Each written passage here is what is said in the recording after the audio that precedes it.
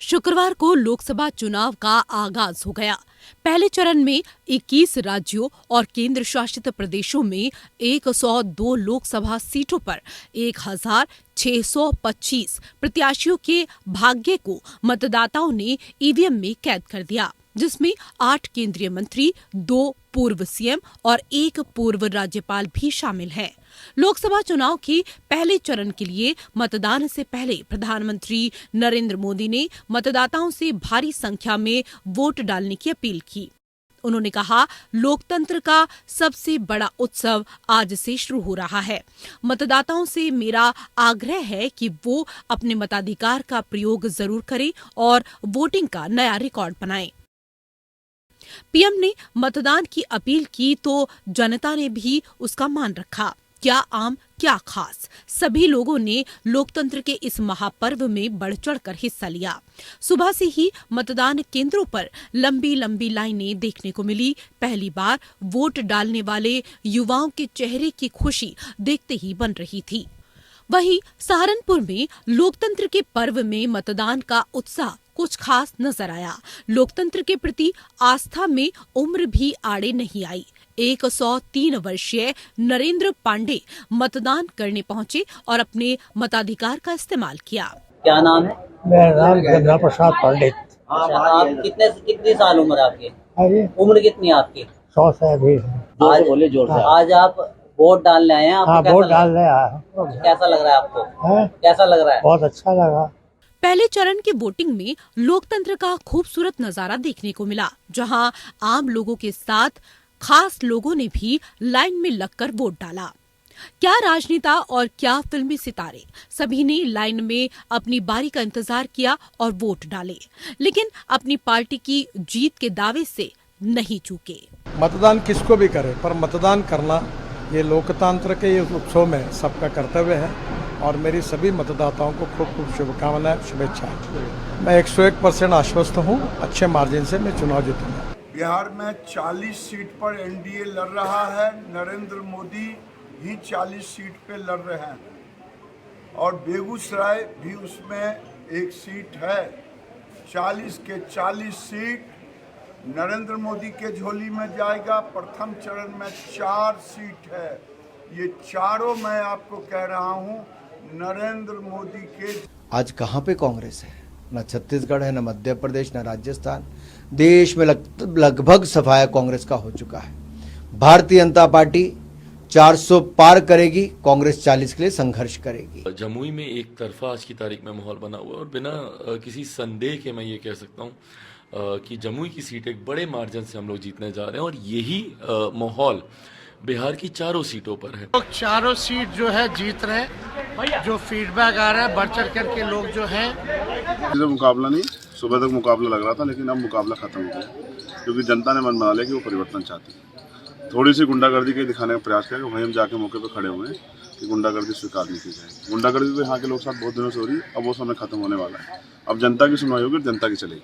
लोकतंत्र के इस रंग में कुछ बदरंग चेहरे भी देखने को मिले। बंगाल में चुनाव का रक्त चरित्र इस बार भी नहीं बदला। पश्चिम बंगाल में 3 लोकसभा सीटों के लिए हुए मतदान के दौरान कूच बिहार लोकसभा क्षेत्र में हिंसा की घटनाएं देखने को मिली। जलपाईगुड़ी लोकसभा क्षेत्र में भी हिंसा के कुछ मामले सामने आए। इस क्षेत्र में सत्तारूढ़ और विपक्षी पार्टी बीजेपी के कार्यकर्ताओं के बीच हमले और जवाबी हमले हुए, जिसके बाद तृणमूल कांग्रेस और बीजेपी दोनों के कार्यालयों में तोड़फोड़ की गई। कितना भी प्रयास कर ले, तृणमूल कांग्रेस नहीं जीत सकता। ये तृणमूल कांग्रेस को अच्छी तरह से पता है। वो लोग सिर्फ जो है हारने के डर से यह सब कर रहा है। तो स्वाभाविक है, तृणमूल कांग्रेस का ये कल्चर है, यही है। वायलेंस के अलावा टीएमसी नहीं रह सकते। मछली जैसे पानी के अलावा नहीं रह सकता है, टीएमसी भी वैसे वायलेंस के अलावा नहीं रह सकता। बीजेपी को यह पता चल गया कि वो बुरी तरह हारने वाला है, इसलिए फ्रॉम फर्स्ट आवर उन लोगों ने ये संतरास, ये हुलीगनिज्म का रास्ता को चुन लिया और हर एक जगह में हमारा तृणमूल कांग्रेस का जो कार्यकर्ता है उसको बुरी तरह पीटा जा रहा है। बीजेपी डर के मारे ऐसा कर रहा है क्योंकि वो फर्स्ट आवर से पता चल गया कि इस तीनों कॉन्स्टिट्यूएंसी में बीजेपी बुरी तरह हारने वाला है। सब कुछ मालूम है यार। 13 बरस अगर ममता बनर्जी जनता के लिए काम करते हैं ना, तो आज ये दिन देखना नहीं पड़ता। आज जनता ममता बनर्जी और टीएमसी से मुंह हटा लिए हैं और ये ममता बनर्जी को मालूम चल गया है, तो वो अभी डरा के और पुलिस और प्रशासन को इस्तेमाल करके वोट कराना चाहते हैं, लेकिन ये नहीं चलेगा। ममता बनर्जी चुनाव वहां हार गई है बंगाल में। बम से लोकतंत्र को नहीं डरा सकती, बम के धमाके से भारतीय जनता पार्टी के कार्यकर्ता नहीं डर सकते। उधर मणिपुर के एक मतदान केंद्र में हथियारबंद लोगों के घुसने की खबर आई। मणिपुर के इम्फाल ईस्ट में खोंगमान मतदान केंद्र पर ये घटना घटी। वोटिंग के दौरान मणिपुर के बिष्णुपुर में फायरिंग हुई। वहीं मणिपुर में 5 केंद्रों पर अनियमितता के आरोप पर हंगामा हुआ, जिसके बाद कुछ देर के लिए वोटिंग रोकनी पड़ी। मणिपुर में फायरिंग, बूथ कैप्चरिंग और ईवीएम में तोड़फोड़ की खबरों के बीच कांग्रेस ने आरोप लगाया कि उनके बूथ एजेंट्स को पुलिस के सामने भगाया जा रहा है। मणिपुर कांग्रेस के उपाध्यक्ष देवव्रत सिंह ने कहा कि ये सब राज्य सरकार करवा रही है।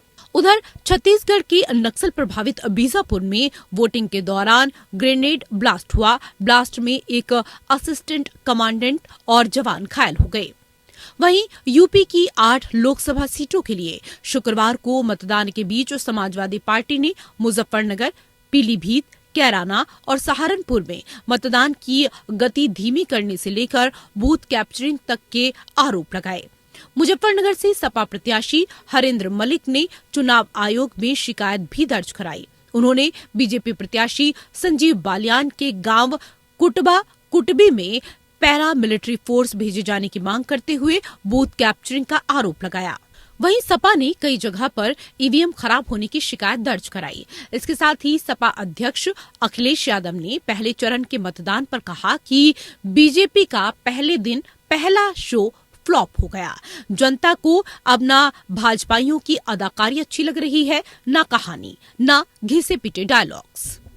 खबरें आ रही हैं, उससे महसूस हो रहा है कि इस बार पश्चिम की हवा भारतीय जनता पार्टी का पूरा सफाया करने जा रही है।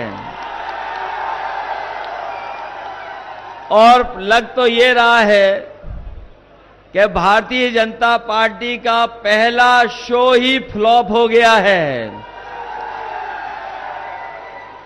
न केवल इनका शो फ्लॉप हो गया है, बल्कि इनके घिसे पिटे डायलॉग भी जनता सुनना नहीं चाहती है। तमाम आरोप प्रत्यारोप और हिंसा की छिटपुट घटनाओं के बीच 2024 के चुनावी जंग का पहला चरण संपन्न हो गया। पहला फेज एनडीए और विपक्षी गठबंधन दोनों के लिए बेहद महत्वपूर्ण है। 2019 में पहले चरण के इन 102 सीटों में बीजेपी ने 40, डीएमके ने 24, कांग्रेस ने 15 सीटें जीती थी, अन्य को 23 सीटें मिली थी। कुल मिलाकर विपक्षी दलों ने 45 और एनडीए ने 41 सीटें जीती थी। यानी 2019 में पहले चरण में विपक्ष का पलड़ा भारी रहा था। ऐसे में एनडीए ने पहले चरण के इस आंकड़ों को बदलने के लिए पूरा जोर लगा दिया। अब देखना है कि पहले चरण के रण में कौन बाजी मारता है। Bureau report APN.